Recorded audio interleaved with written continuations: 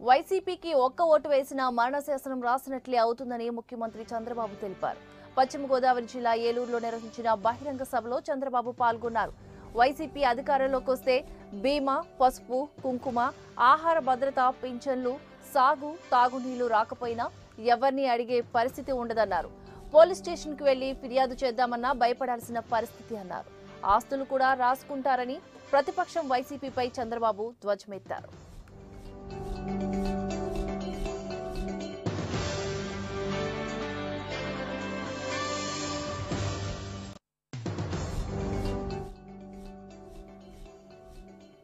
ఆంధ్రప్రదేశ్ ఎన్నికలపై తెలంగాణ మంత్రి తలసాని శ్రీనివాస్ యాదవ్ కీలక వ్యాఖ్యలు చేశారు. అధికార విపక్ష పార్టీల మధ్య నెలకొన్న ఉత్కంఠ పోరులో వైసీపీకి ఎన్ని సీట్లు వస్తాయో అంశంపై జోస్యం చెప్పారు. ఈ ఎన్నికల్లో వైసీపీ 120 నుంచి 130 అసెంబ్లీ స్థానాలు, 22 నుంచి 23 లోక్సభ స్థానాల్లో గెలవబోతుందని తలసాని వ్యాఖ్యానించారు. తెలంగాణలో అభివృద్ధి జరగడం లేదంటూ కాంగ్రెస్ నేతలు చేస్తున్న విమర్శలపై తలసాని మండిపడ్డారు. అభివృద్ధి జరగనిదే ప్రజలు టీఆర్ఎస్ ను మళ్లీ గెలిపించారా అని ప్రశ్నించారు.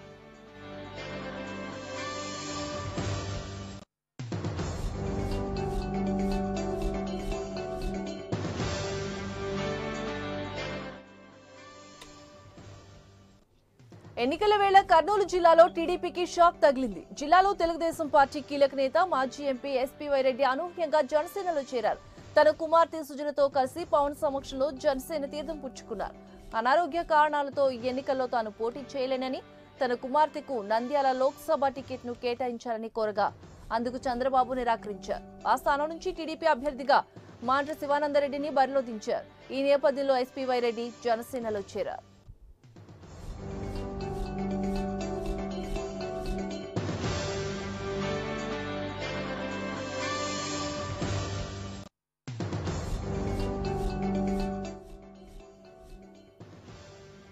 పేరుకే పవన్ కళ్యాణ్ తనకు తమ్ముడని, చెప్పాలంటే అందరిలాగే తనకు ఆయన నాయకుడని అంటున్నారు నాగబాబు. తాను ఎత్తుకుని ఆడించిన తమ్ముడు పవన్ ఇప్పుడు గొప్ప నాయకుడిగా ఎదిగాడని నాగబాబు సంతోషం వ్యక్తం చేశారు. పవన్ వ్యక్తిత్వం జనసేనలో ఉన్న చాలా మంది కంటే తనకే ఎక్కువ తెలుసన్నారు. తనకు జనసేన పార్టీలోకి ఆహ్వానించినప్పుడు నమ్మలేదన్నారు. అందరిలా తనకు పవన్ నాయకుడే అన్నారు. తమ్ముడు ఇచ్చిన స్ఫూర్తితో ముందుకు వెళ్తారన్నారు.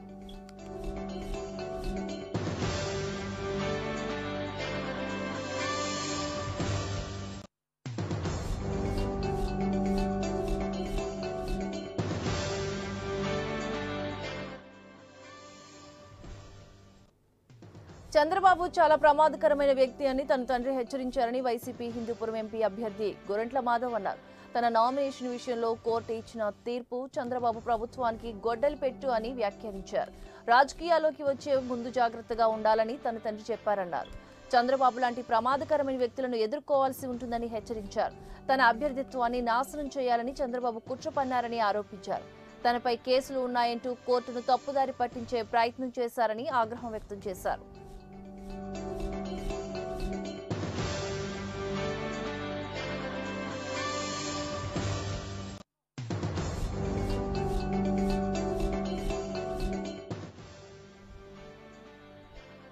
ఎన్నికల వ్యూహకర్త ప్రశాంత్ కిషోర్ పై నటుడు శివాజీ సంచలన వ్యాఖ్యలు చేశారు. డిజిటల్ ప్లాట్ఫామ్ ని చూసుకోవడానికి ప్రశాంత్ కిషోర్ బీజేపీలో చేరాడని ఆరోపించారు. ప్రశాంత్ కిషోర్ రాజకీయ నాయకుడు కాదని, ఇలాంటి రాజకీయాలు సౌత్ ఇండియాలో ఎప్పుడో చూసిందన్నారు. పీకేనే వ్యూహకర్త అనడం చాలా తప్పని ఎద్దేవా చేశారు. వైసీపీ అధినేత జగన్ చదువుకోలేదు కాబట్టి పీకేపై ఆధారపడ్డారని విమర్శించారు. సర్వేలన్నీ వ్యాపారంగా మారిపోయాయని శివాజీ అభిప్రాయపడ్డారు. ప్రజల డేటాను అమ్ముకోవడం పీకే బిజినెస్ అని తీవ్రమైన ఆరోపణలు చేశారు.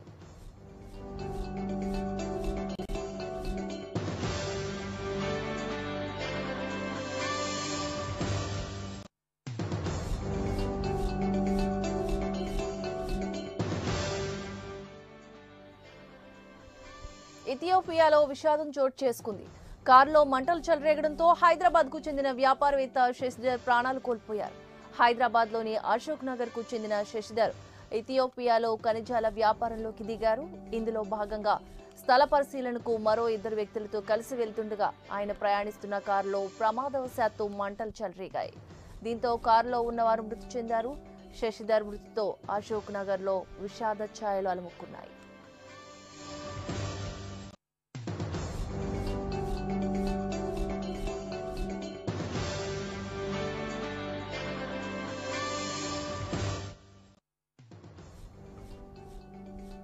దేశవ్యాప్తంగా ఎన్నికల కోడ్ అమల్లోకి వచ్చిన నేపథ్యంలో పెట్రోల్ ధరలు క్రమంగా తగ్గుతున్నాయి. ఎన్నికల నేపథ్యంలో వినియోగదారులకు ఊరట లభిస్తోంది.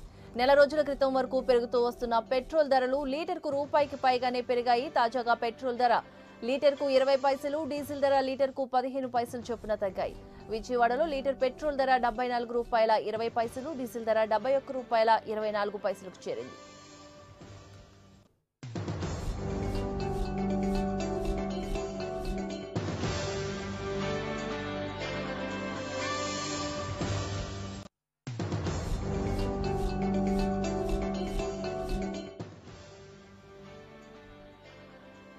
ఎన్నికలు సమీపిస్తుండటంతో ప్రధాని నరేంద్ర మోదీ తన విమర్శల్లో పదును పెంచారు. సోషల్ మీడియా వేదికగా కాంగ్రెస్ పై తీవ్ర విమర్శలు చేశారు. అధికారం చేపట్టాలన్న ఒక కుటుంబం దాహం దేశాన్ని తీవ్ర కష్టాల్లోకి నెట్టిందని పరోక్షంగా గాంధీ నెహ్రూ కుటుంబంపై విరుచుకుపడ్డారు. వంశ పారంపర్య పాలనలో దేశంలో వ్యవస్థలన్నీ బలహీనపడ్డాయని ఆరోపించారు. 2014లో ప్రజలు సరైన తీర్పు చెప్పారని మోదీ అభిప్రాయపడ్డారు. వంశ పాలనకు వ్యతిరేకంగా నిజాయితీని, అభివృద్ధిని ఎన్నుకున్నారని వ్యాఖ్యానించారు.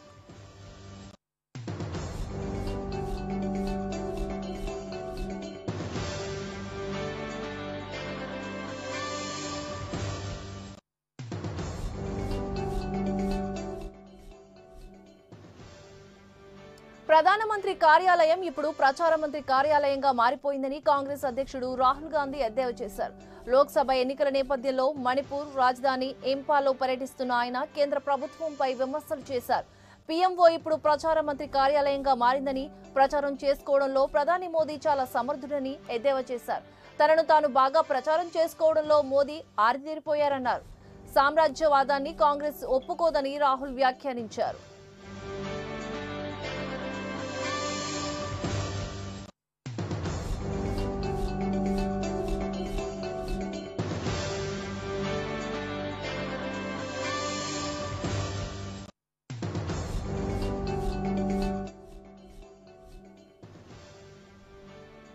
కాంగ్రెస్ పార్టీ తూర్పు ఉత్తరప్రదేశ్ ప్రధాన కార్యదర్శి ప్రియాంక గాంధీ వాద్రా చేపట్టిన గంగా యాత్ర ముగిసింది.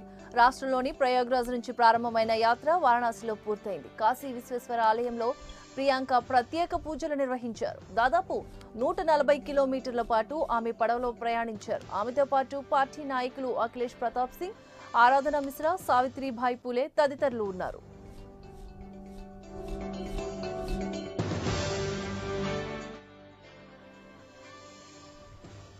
సిట్టింగ్ ఎంపీలకు బీజేపీ తిరుగు సీట్లు కేటాయించకపోవడమే ఆ పార్టీ వైఫల్యానికి నిదర్శనమని సమాజ్వాదీ పార్టీ నేత అఖిలేష్ యాదవ్ అన్నారు. బీజేపీ లక్ష్యంగా ట్విట్టర్ వేదికగా ఆయన విమర్శలకు దిగారు. అధికార పార్టీ సిట్టింగ్ ఎంపీలకు ఎందుకు టికెట్లు ఇవ్వడం లేదు అంటే వారు విఫలమయ్యారని అర్థమని అఖిలేష్ యాదవ్ వ్యాఖ్యానించారు. జట్టుకు వర్తించే నియమాలనే సారథి కూడా వర్తింపచేయాలి అంటూ పరోక్షంగా మోదీని కూడా పోటీ నుంచి తప్పుకోవాలని అభిప్రాయపడ్డారు.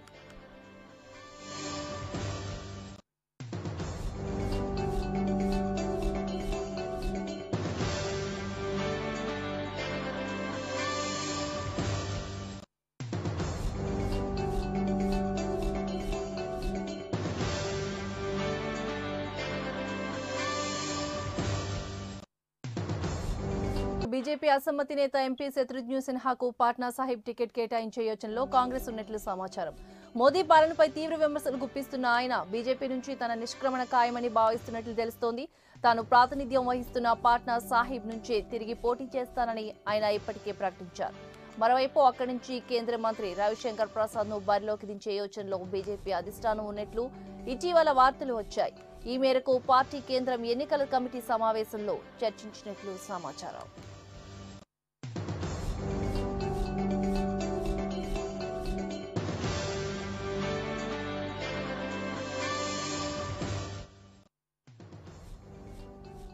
మనోహర్ పారికర్ వారసుడిగా ముఖ్యమంత్రి పదవిని చేపట్టిన ప్రమోద్ సావంత్ విశ్వాస పరీక్షలో విజయం సాధించారు. అసెంబ్లీలో ఆయనకు అనుకూలంగా 20 మంది ఎమ్మెల్యేలు ఓటు వేశారు. పారికర్ మరణంతో గోవా రాజకీయ పరిణామాలు ఒక్కసారిగా మారిపోవడంతో సభ్యులను కోల్పోకుండా ఉండేందుకు విశ్వాస పరీక్షకు ముందు బీజేపీ తమ ఎమ్మెల్యేలు చేజారిపోకుండా జాగ్రత్త పడింది. గోవాలో మొత్తం 40 అసెంబ్లీ స్థానాలుండగా ప్రస్తుతం 36 మంది ఎమ్మెల్యేలు మాత్రమే ఉన్నారు. 20 మంది ఎమ్మెల్యేలు మద్దతు బల నిరూపణలో ముఖ్యమంత్రి ప్రమోద్ సావంత్ నెగ్గారు.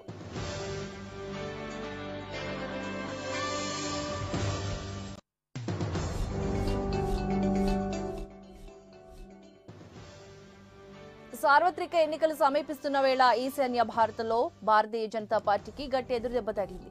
టికెట్లు రాకపోవడంతో ఇప్పటికే 25 మంది పైగా బీజేపీ నేతలు పార్టీని వీడారు. మరికొంతమంది రేపో మాపో అన్నట్లుగా ఉన్నారు. అరుణాచల్ ప్రదేశ్ లో 2 మంత్రులు, 6 ఎమ్మెల్యేలు బీజేపీని వీడి నేషనల్ పీపుల్స్ పార్టీలో చేరారు.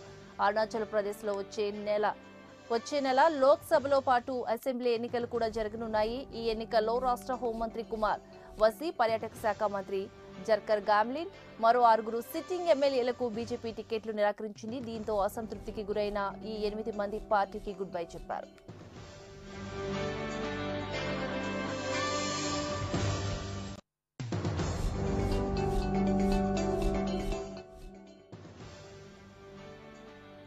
సంజౌతా ఎక్స్ప్రెస్ రైల్ బాంబు పేలుడు కేసులో నిందితులను ఎన్ఐఏ కోర్టు నిందితులుగా ప్రకటించింది. కేసును విచారించిన పంచకుల ఎన్ఐఏ ప్రత్యేక కోర్టు నిందితులను నిర్దోషులుగా ప్రకటించింది. సంజౌతా పేలుడు కేసులో స్వామి ఆసియానంద్, లోకేష్ శర్మ, కమల్ చౌహాన్, రాజేందర్ చౌదరిలకు కోర్టు నిర్దోషులుగా ప్రకటించింది. అనుమానం మీద చర్య తీసుకోలేమని, కుట్రకు సంబంధించి దర్యాప్తు సంస్థ తగిన ఆధారాలతో నిరూపించిన కారణంగా వీరిని నిర్దోషులుగా ప్రకటిస్తున్నట్లు కోర్టు పేర్కొంది.